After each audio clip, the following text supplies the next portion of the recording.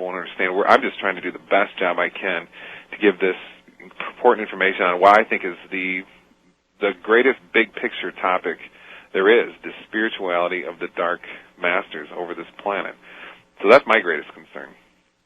Yeah, and mine too. You know, I think a lot of patriots get wrapped up into this concept of the secret societies, and okay, they're doing something evil to us, and they're secret, and they keep it among themselves, and then they communicate, I guess, with each other in order to organize an effort against humanity. But you know what? It really doesn't quite jive that way. It doesn't seem real. But when you introduce the element of evil behind the scene, orchestrating all of them at some level, or at least certain individuals within each group, then perhaps with that organizational structure, it starts to gel and make a little more sense. What do you think? Yeah, absolutely. If the average person understands that their whole life there's been something that feels out of whack about why we live in this culture where the family is under attack in various ways, or why, the food, like we were just talking about, why does all the food have pesticides? Why do all the laws that get passed further support these crazy plans?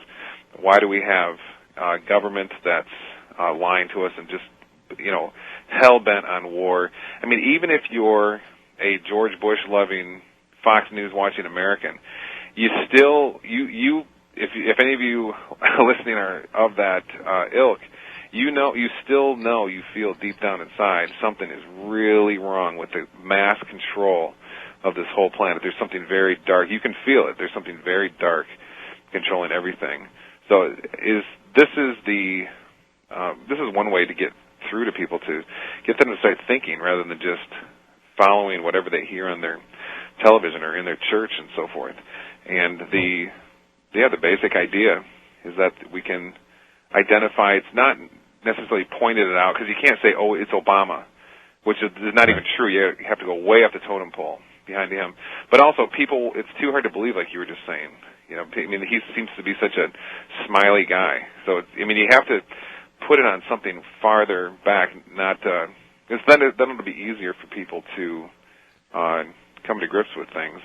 Right. And then you start thinking, okay, well, you start thinking, well, it's Rothschild behind Obama, and that's the one. But have you looked at Rothschild? He's an old, crippled up, shriveled up old man. Come on, this guy is obviously not controlling everything, even though in the Patriot movement we like to just, simply point it out. It makes it easy to say, okay, there's the worst bad guy of the group. It's got to be something beyond that, and again, it just makes so much sense when you consider that it's another dimension. It's something spiritual, but something not human, and very intelligent, and has a plan, and apparently it's been going pretty well for it throughout humanity, but it's now our time. We've got to change it. Before we go to break, tell the people a little bit about, because we probably have quite a few new listeners even tonight, your thoughts on this dark religion that is lurking behind there. Yeah, well, first of all, you're absolutely right about, the Rothschilds this, the Rothschilds that, the Bilderbergers this, the Bilderbergers that, the Rockefellers this, the Rockefellers that. I mean, come on, they're all part of the plan, but why are they working so well together? They don't even hardly fight with each other. That doesn't make any sense. They act like a band who is working together, taking orders. And the Freemasons, the highest Freemasons, we're talking Aleister Crowley level, have written, I think Michael Tessarian is one person who's really done a good job documenting this, Jordan Maxwell, they've written about how the highest Freemasons have written about how there's a dark force behind things that we don't even dare speak about because it's so ghastly and dreadful and or fearful in some way to do so. So what does that have to do with the Rothschilds, who are just a bunch of it's a banking family? That's not the Illuminati. That's just a part of the New World Order, which we're all part of, unfortunately. Except, well, I'm not, but I mean the average person is. So, let's take it back to this right when we get back. We'll pick up there.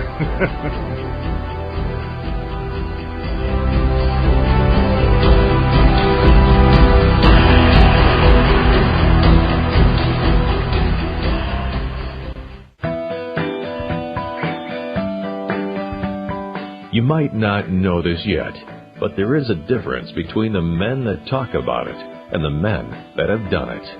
The world is thick with problems and terrible news. Anybody can tell us those things. But who has the solutions?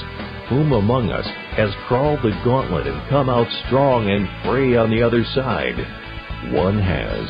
His name is Big John Lipscomb, and he's the real deal. He doesn't wait for others to fix the problems. He makes his own life on his own terms. A throwback to the times when men walked the earth boldly. It seems to be a rare thing today. You might learn something if you dare to tune into his radio show. It's called Don't Tread on Me. To learn more, go to don'ttreadonme.tv. But beware, he's a little rough around the edges.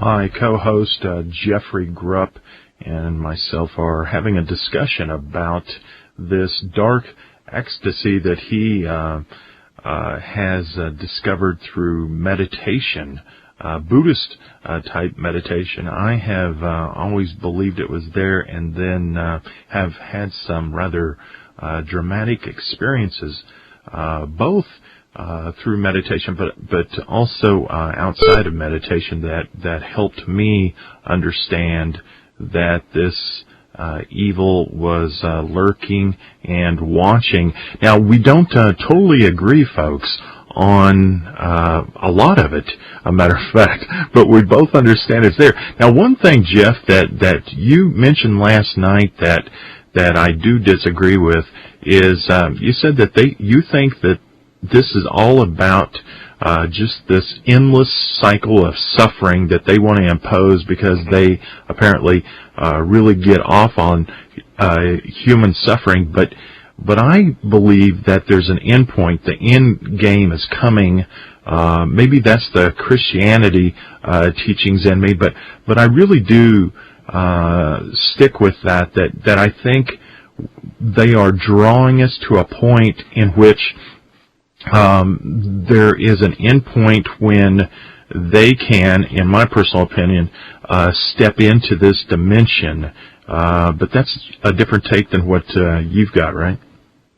Yeah. Well, there could be an end point if we take measures to bring it about. And again, the only ways to do that are not going along with the system, firearms, and most importantly, spiritual technology. But yeah, I hold that this is they're in much more control over many things. They're at the same time they're in much more control of many things than most people realize.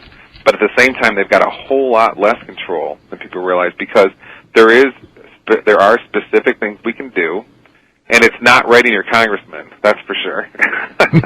There's specific things we can do to defeat them. I mean, I've taken measures to do that in my own life, and I'm absolutely assured that, the supernatural safety is what we all need. Then, well, what's to be afraid when you have that? You have to see spiritual technologies work in your own life, and then you start to realize it's absolutely limitless to how much God-given power we all each have within us. But yeah, I hold that unless you're taking part in those types of meditation, I call it telementation, as you know, you're just going through an endless cycle where they've got dramatic control over people. And I think that a lot of these things like the Patriot Act and, well, even Codex, really. I really wonder why it didn't make it through. Dr. Labo was saying because they because there's resistance. And yeah, she could be right about that. There definitely is resistance. But on the other hand, John, there's so many technologies that they have, and I know you